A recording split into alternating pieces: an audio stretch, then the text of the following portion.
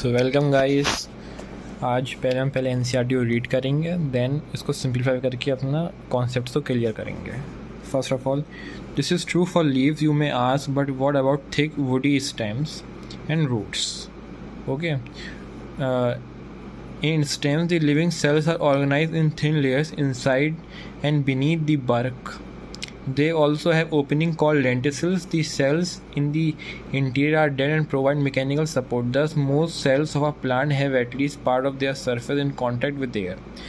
This is also facilitated by loose packaging of parenchymatic cells in leaves, stems and roots, which provide an interconnected network of air spaces. ठीक है, इतने पहले समझ लेते हैं। तो बेसिकली बताया गया है हमें कि स्टेम्स होती हैं, स्टेम्स के अंदर लिविंग सेल्स होते हैं जो थिन लेयर्स में होते हैं। आउटर लेयर्स जो होती हैं वो थिन लेयर्स होती हैं, उनमें हमारे लिविंग सेल्स होते हैं स्टेम के अंदर, और उनके अंदर लेंटिसल्स होते हैं। लेंटिसल्स हमारे स्टेम के अंदर ही होते हैं। जो इंटीरियर सेल्स होते हैं वो डेड होते हैं, मैकेनिकल सपोर्ट प्रोवाइड करते हैं। ठीक है, तो ये आपका अंदर के एंड बाहर के दोनों तरफ के सेल्स की बात हो गई।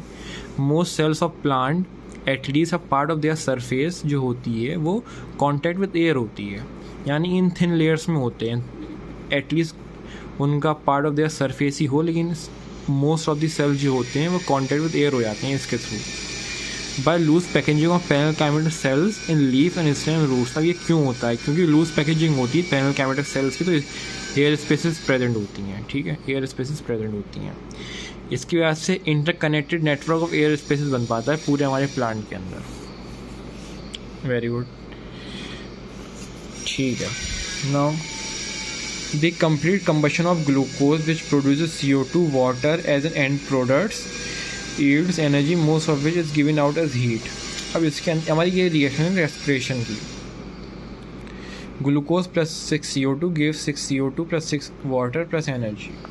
If this energy is useful, it should be able to utilize it to synthesize other molecules that are cell required. The study that the plant cell uses is to catabolize the glucose molecule in such a way that not all energy liberated as goes out heat. The key is to oxidize glucose not in one step but in several small steps. Enabling some steps is to be just large enough such that energy release can be coupled to ATP synthesis. Essential the story of respiration. So basically, if energy useful, हमें चाहिए हमारी जो energy है वो useful हो, तो ये बहुत ज़रूरी, एनर्जी यूज़फुल हो तो ये बहुत ज़रूरी है कि हमारी एनर्जी हमारी यूटिलाइज़ हो रही हो सिंथेसिस ऑफ अदर मॉलिक्यूल्स जो सेल्स को चाहिए। अब अगर हम ग्लूकोज को एक ही स्टेप में आप कैटाबोलाइज यानी तोड़ दोगे तो सारी एनर्जी हीट की फॉर्म में निकलेगी। लेकिन आप उसको सिमिलर स्टेप्स में तोड़ोगे, सिमिलर एंड स्मॉल स्टेप्स में तोड़ोगे, तो आपकी जो एनर्जी रिलीज होगी वो कपल्ड विद एटीपी सिंथेसिस होगी, यानी एटीपी सिंथेसिस होता रहेगा साथ में, जो कि बहुत ज़रूरी है। And then during the process of respiration, oxygen is utilized and carbon dioxide, water and energy are released as products. ठीक है, during the process of respiration आपका CO2, water and energy आपकी as end product रिलीज होती है। वही चीज़ बताई गई है इसमें। कंबशन रिएक्शन रिक्वायर्स ऑक्सीजन, हमें बताया गया कंबशन रिएक्शन होती है, उससे ऑक्सीजन चाहिए होता है। हमने केमिस्ट्री में पढ़ रखी है ये चीज़, कंबशन रिएक्शन को ऑक्सीजन चाहिए होता है।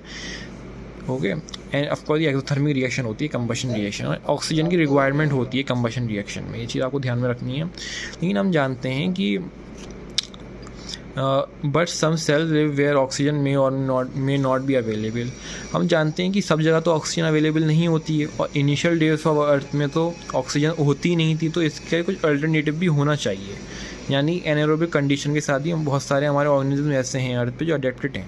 अब दो तरह के ऑर्गेनिजम्स होते हैं एनारोबिक कंडीशन के साथ जो अडेप्टेड होते हैं फैकल्टेटिव होते हैं, ऑब्लिगेटेड। ऑब्लिगेटेड यानी जो एनारोब ही होंगे सिर्फ, फैकल्टेटिव जो एनारोब भी हो सकते हैं और हमारे ऑक्सीजन भी यूटिलाइज कर सकते हैं, फ्लेक्सिबल हैं basically. Mycoplasma is one of them example.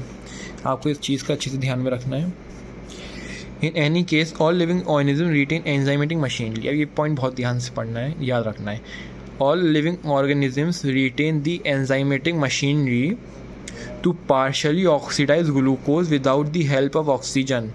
This breakdown of glucose to pyruvic acid is called glycolysis. Glycolysis सब organisms में होता है, चाहे aerobic हो या चाहे anaerobic हो, सब में glycolysis होता है हमारा.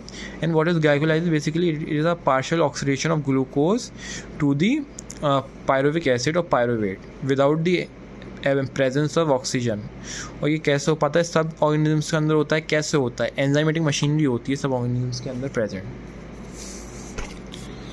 जैसे कि